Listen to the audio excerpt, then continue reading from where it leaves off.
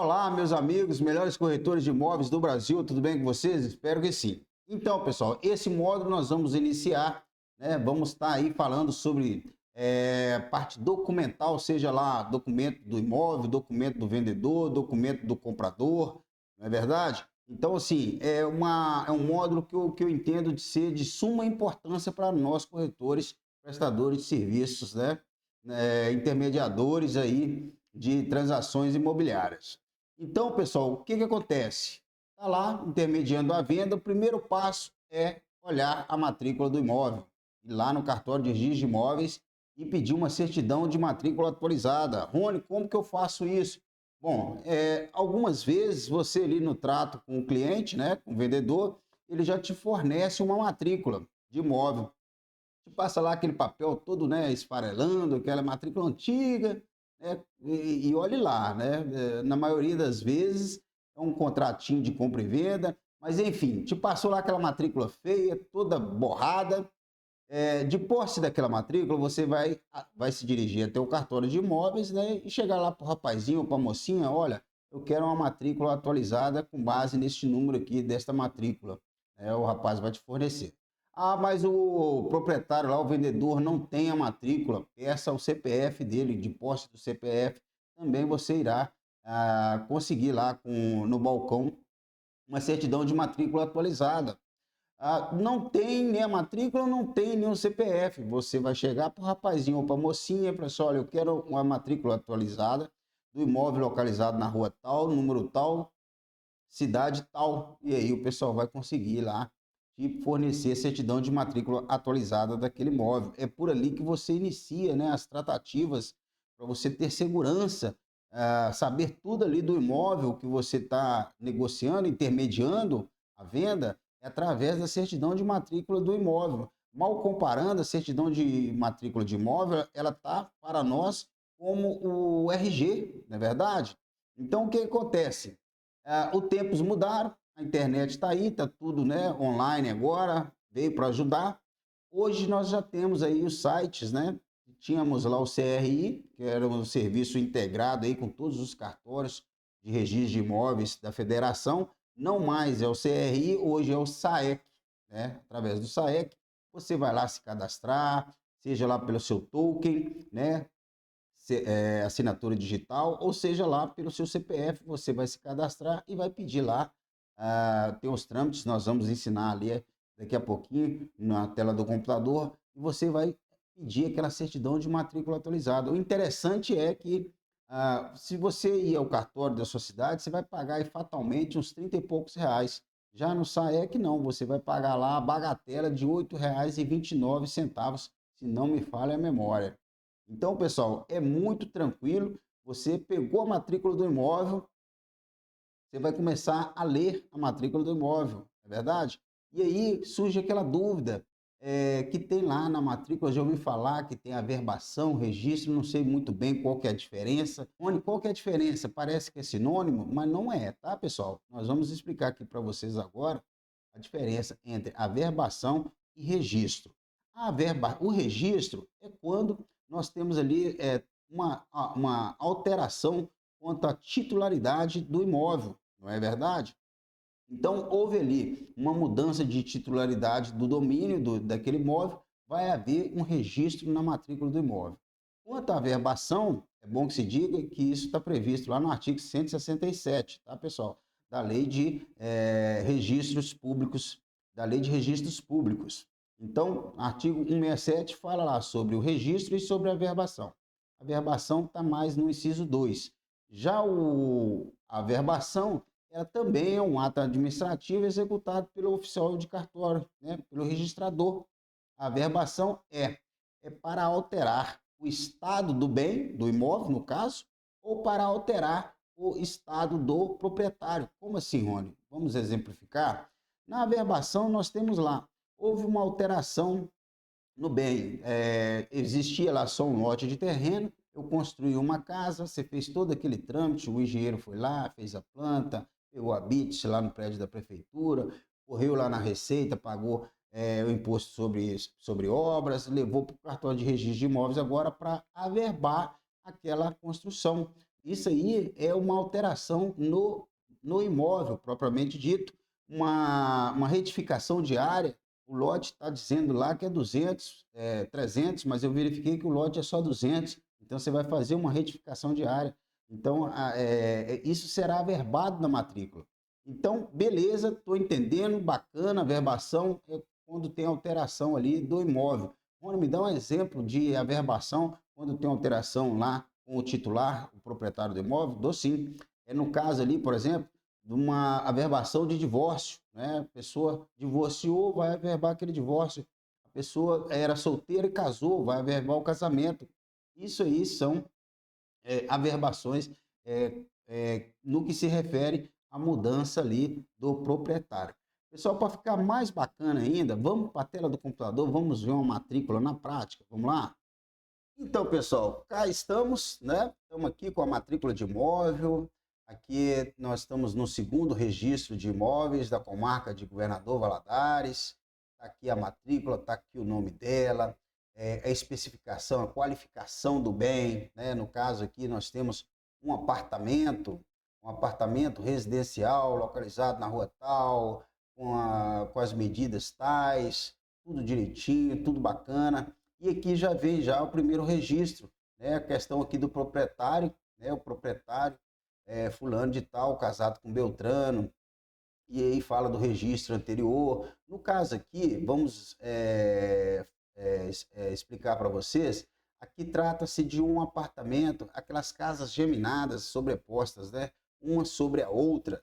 Então, houve lá, a pessoa adquiriu o imóvel, era um terreno, provavelmente era só o terreno, e aí construíram a casa, por isso que está falando aqui, registro anterior, número da matrícula. Provavelmente isso aqui se refere apenas, então, somente ao lote de terreno. Seguindo, está aqui a averbação, dispensa de conversão de condomínio, né? Houve uma alteração, né? Uma mudança ali no bem, e aí está dizendo aqui, basicamente o seguinte, este imóvel ele é tão pequeno que ele não precisa passar por todas aquelas regras de condomínio que está prevista lá no Código Civil, né, que rege lá as normativas de um condomínio, que tem que ter ata, tem que ter síndico, isso, aquilo outro, área comum, área privativa. Aqui não, aqui dispensa a convenção de condomínio porque são só duas casas, tá certo? Uma casa em cima, uma casa embaixo, então é uma situação bem tranquila, não tem nada de complexidade, logo não se exige aqui a condomínio, a instituição de condomínio. Seguindo outra verbação, tem aqui um pacto, né? Um pacto antinupcial. O que é isso aqui? A pessoa alterou aqui o regime de, né? Tá aqui, comunhão universal de bens, uma alteração no regime de casamento ou uma ciência de regime de casamento. Prosseguindo, pessoal, olha aqui, olha o R3, né? R3, registro, né? Houve uma mudança de titularidade do bem. Saiu de fulano e foi para Beltrano, né? Adquirente e transmitente. Aqui o compra e venda, R3, está lá a data, e aí vem especificando quem é o transmitente, quem é o adquirente, o valor do bem, né? Uma síntese do que foi lá a escritura pública de compra e venda. Bacana, o interessante dessa matrícula é que nós temos aqui o R4, né, com as mesmas partes, né, as mesmas partes, a adquirente aqui no caso.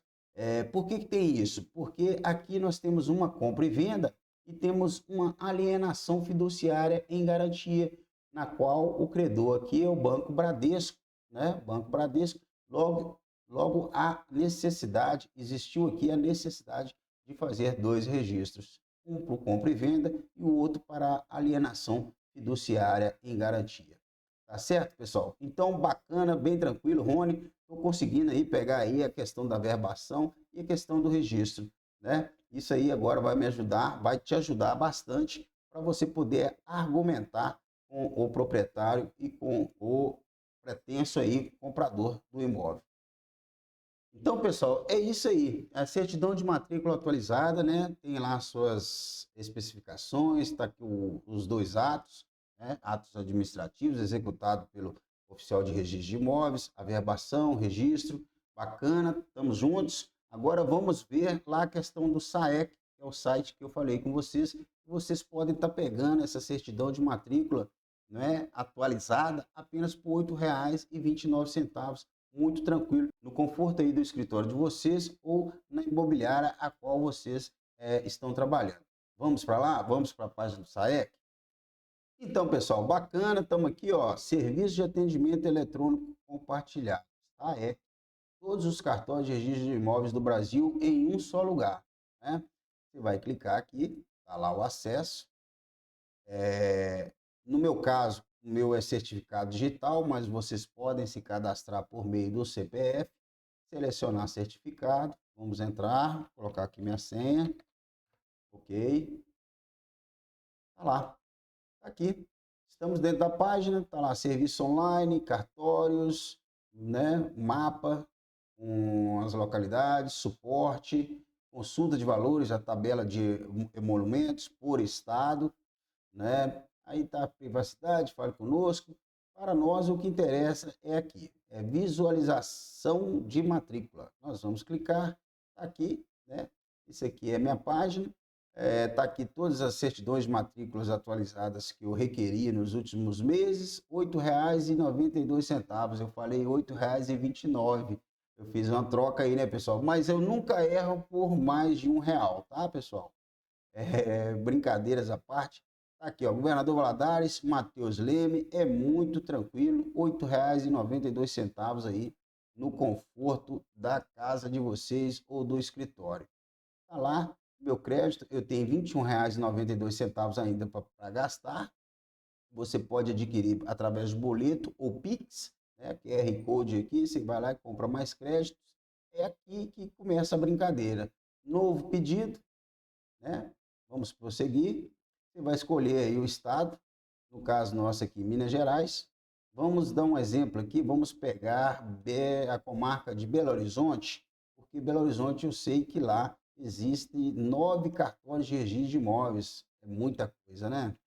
Então, Belo Horizonte, capital, cartórios, tá lá, 9. Vamos escolher um aqui, aleatoriamente, quinto cartório, matrícula 1, 2, 3, 4, 5, 6, tá lá, prosseguir.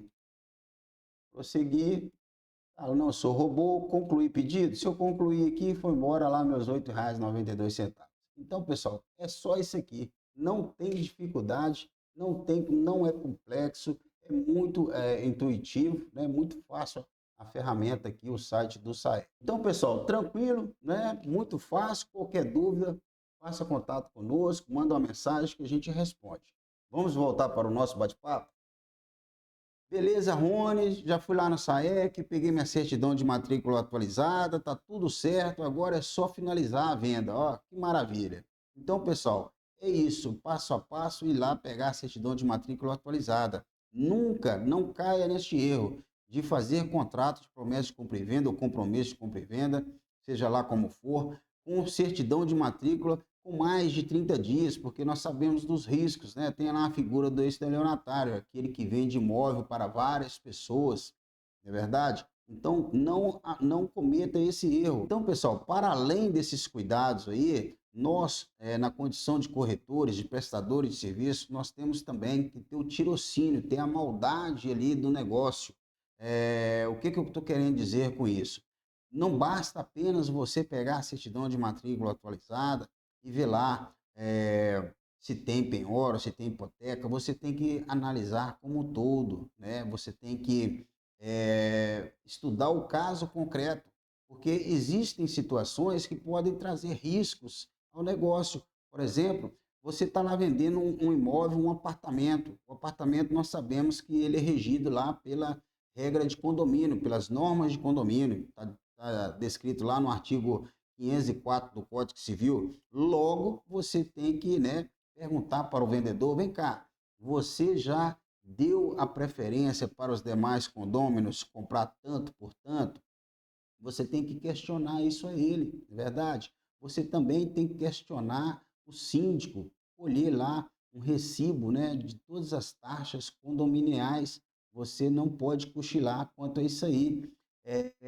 Nós temos assim outras situações, por exemplo, para além dessa do condomínio que eu acabei de citar, nós temos a questão lá dos casados, né? Exceto o regime lá da separação de bens, diz lá o artigo 1647 do Código Civil, que tem que haver lá a assinatura outorga conjugal. Pergunte, não, né, se todo mundo vai assinar ou já assinou, pelo menos o contrato de promessa de compra e venda já é um indicativo ali que não terá problema nenhum quanto à assinatura, né? Chegar lá na hora que desagradável, chegar na hora do cartório lá, a pessoa faltar um dos cônjuges para poder assinar. E também temos também o que ocorre bastante, né, na prática, venda descendente, que está prevista lá no artigo 496 do Código Civil, e nós sabemos lá que quando um pai vende alguma coisa para um filho, vendeu um imóvel para o filho, tem que haver a anuência dos demais filhos, bem como da companheira, né, do cônjuge, porque se não haver essa anuência aí, a venda poderá lá na frente sofrer lá ser anulada, por exemplo. Então, pessoal, tome bastante cuidado quanto a essas questões. Vamos enumerar aqui mais uma que me veio à cabeça agora, a questão da doação. A doação ela não prejudica o adquirente, a pessoa que está comprando, né? Exceto se ela for uma doação inoficiosa. Isso está previsto aonde, Rony? Previsto lá no Código Civil 549. Como é que funciona isso? O que é doação inoficiosa? Vou dar um exemplo para poder ilustrar, tá legal? Vocês vão fixar da seguinte forma. Certa vez, um fazendeiro, ele era um homem de muitas posses, então em vida ele doou todo o patrimônio para os filhos do casamento e preteriu os bastardos. Os bastardos, aqueles filhos havidos fora do casamento. E aí os filhos bastardos, na hora do inventário, não tinha mais nada para eles. Logo, eles atravessaram a petição, né, entraram em juízo, promoveram em juízo uma ação de petição de herança para poder anular lá aquela doação inoficiosa. Isso é doação inoficiosa. Resumindo, ele poderia ter doado, sim, poderia ter doado, mas respeitando a legítima, respeitando o que a lei manda resguardar para todos os filhos. Não, ele pegou tudo e deu só para, privilegiou só os filhos do casamento. Então, isso é doação inoficiosa. Espero ter sido claro com esse exemplo. Outras situações recorrentes, pessoal, na nossa prática ali de corretor de imóveis, ao prestar serviço, são aquelas questões lá de locação de imóveis, né, que a gente esbarra, vira e mexe, a gente esbarra numa questão dessa. Tome muito cuidado com a questão lá da cláusula de vigência. A cláusula de vigência, a gente sabe se ela estiver prevista em contrato de locação, né, e a pessoa vendeu o imóvel, o adquirente terá que esperar todo o prazo da locação. O contrato de locação terá que ser cumprido, tá certo? Então, tome cuidado, analise o contrato de aluguel, por exemplo. Nós temos também, ainda na questão aí do locatário, o locatário tem direito de preferência, tanto por tanto, né? O locatário tem esse direito de preferência. Você tem que questionar o seu vendedor, pessoal, vem cá, você já notificou o seu inquilino, disse a ele que o imóvel está sendo vendido, deu direito de preferência, né? Você tem que questionar isso a ele. Por quê? Quais são as consequências disso? As consequências esse inquilino, esse locatário, ele dentro do prazo de 6 meses, desde que ele tenha averbado o contrato de aluguel 30 dias antes da alienação, dentro deste prazo, ele pode anular a venda ou pedir a adjudicação, né? Ele pode pedir a adjudicação do bem, comprar tanto por tanto, né? Pelo mesmo preço que o vendedor vendeu lá para o adquirente. Então, são essas questões, a gente poderia aqui ficar, né, a aula toda, um mês falando sobre essas questões que são bastante relevantes, acontecem mesmo, vocês têm que tomar muito cuidado quanto a isso.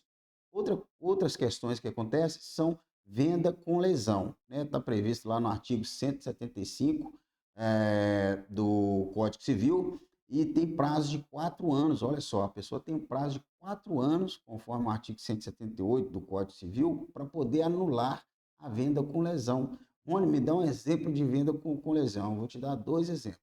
Um é a premente necessidade e o outro é inexperiência.